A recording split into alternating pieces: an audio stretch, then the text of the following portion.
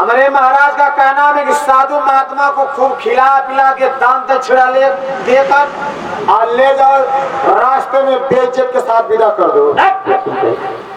महाराज कहे हैं इज्जत के साथ विदा कर दो। हाँ इज्जत तो एक काम करा।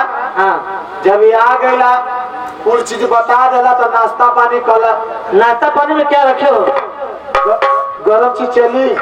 अरे गरम में क्या है? पानी होगा ना गरम?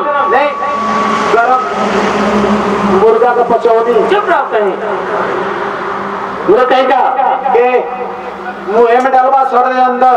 अरे अपना मुख बंद करो। आओ चली आओ। क्या चीज? धरती ढकेल।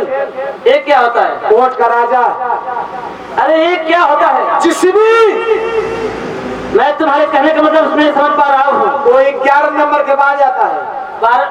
अरे तुम सुअर की बात कर रहे हो? हाँ सुअराना खाला का।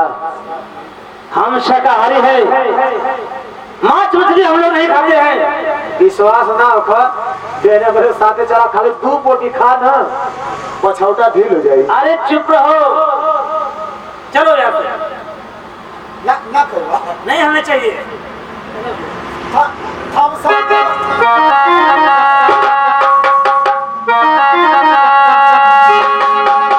अरे नहीं हरे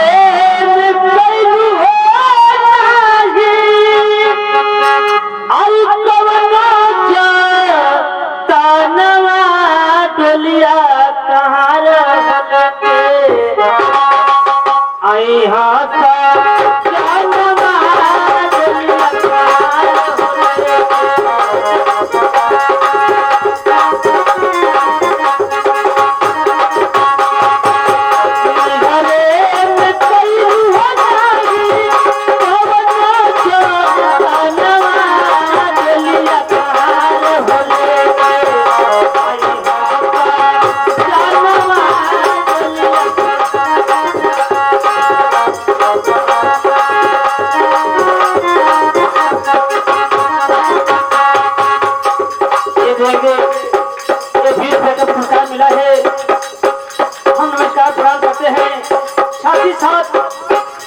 जो आत्मा छोड़ चली गई है कहीं भी रहे सुख शांति उचित